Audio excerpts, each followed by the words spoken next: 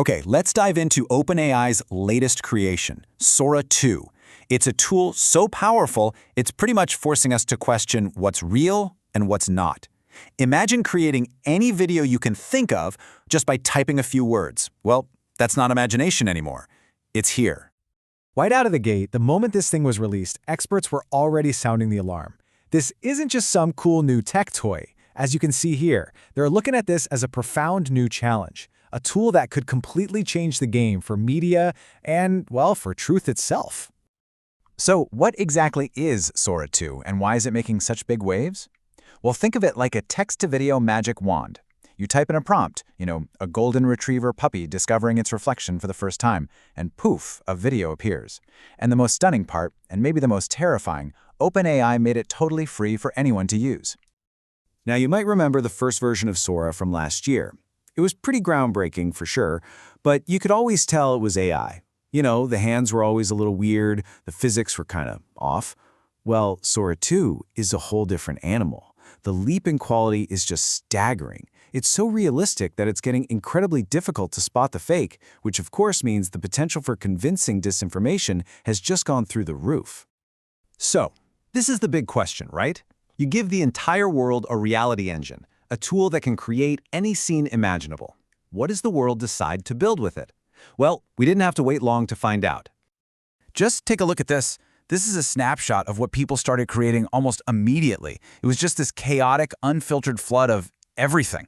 You had the absurd, cartoon mashups, right next to the deeply, deeply disturbing, deep fakes of beloved actors, and even brutal scenes involving famous physicists.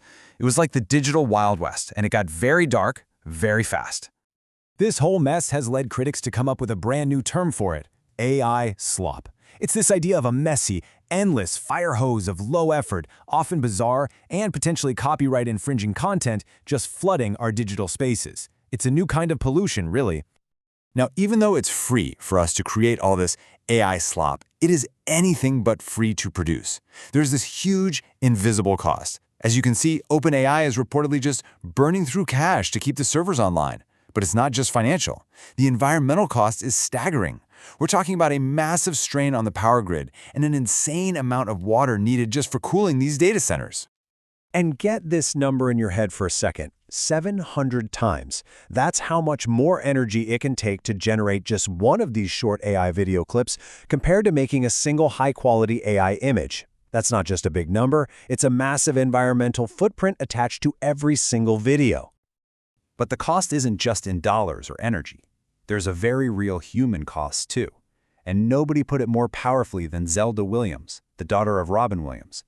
Even back in 2023, before Sora 2 was even a thing, she was warning us about this, calling these AI recreations a horrendous Frankenstein monster. It was a really chilling prediction of what was coming.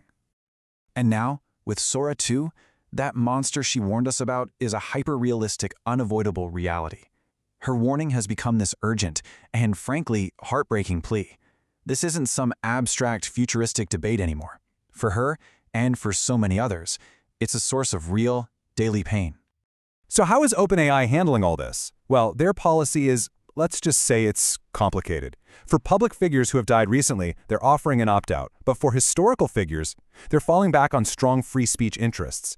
It's a very blurry line they're trying to draw, and it opens up a huge debate about who owns a person's image after they're on.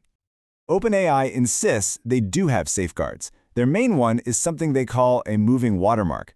The idea is that it's a very obvious high-opacity signal that what you're seeing was made by AI, a stamp that says, hey, this isn't real. But the question is that really enough? Because here's the core of the problem, right? For every safeguard someone builds, there's a whole community of people working to break it. It's a constant digital arms race. So the real question isn't if someone can remove this watermark. It's just a matter of how long it will take them. And this is where things get really, really scary. We're moving beyond weird memes and upsetting deepfakes. The ultimate threat here is real-world harm. Imagine a fake, hyper-realistic video of a world leader declaring war, or a fabricated clip of an attack designed to incite panic and violence. The potential for chaos is just immense. So this is where we're left. In a world where a video can be created to prove literally anything, what does truth even mean? It's not just about misinformation. It's about the very foundation of our shared reality. How do we move forward when we can no longer trust what we see with our own eyes? The age of AI-generated reality is officially here, and it feels like we are not even close to being ready for it.